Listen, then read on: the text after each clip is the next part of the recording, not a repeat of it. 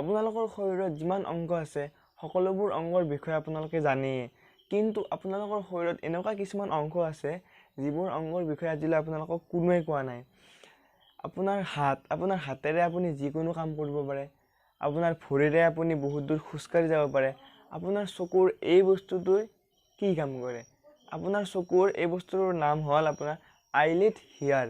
আপোনাৰ চকুৰ এই বস্তুটোৱে আপোনাৰ চকুত ধূলি বালি সোমোৱাত বাধা দিয়ে।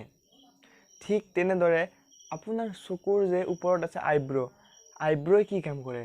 আপোনাৰ চকুৰ আইব্ৰই আপোনাৰ চকুত বৰষুণৰ পানী, গৰমৰ দিনত যে আপোনাৰ ঘাম ওলায়, বৰষুণৰ পানী, ঘাম আদি চকুত সোমোৱাত আপোনাৰ আইব্ৰই বাধা দিয়ে।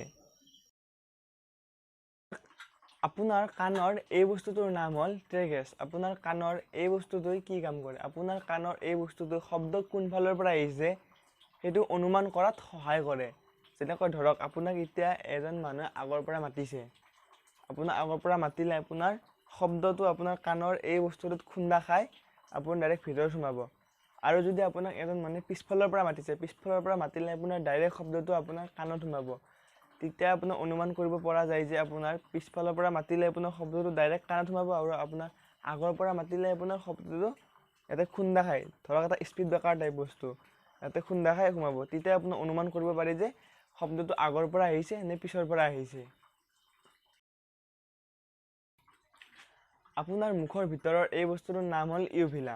আপোনাৰ মুখৰ ভিতৰৰ এই বস্তুটো কি কাম কৰে জানে? আপোনাৰ মুখৰ ভিতৰৰ এই বস্তুটো যেতিয়া আপোনাৰ মুখত কিছুমান শক্তিশালী বেক্টেৰিয়া মুখেৰে আপোনাৰ শৰীৰৰ ভিতৰত যাব খোজে, তেতিয়া আপোনাৰ মুখৰ এই বস্তুটোৱে বাধা দিয়ে।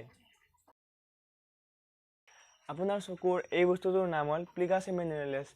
এই বস্তুটোৱে আপোনাৰ চকুৰ যিমান লেতেৰা ধূলি বালি সোমায় সেইবোৰ ওলাই অনাত সহায় কৰে।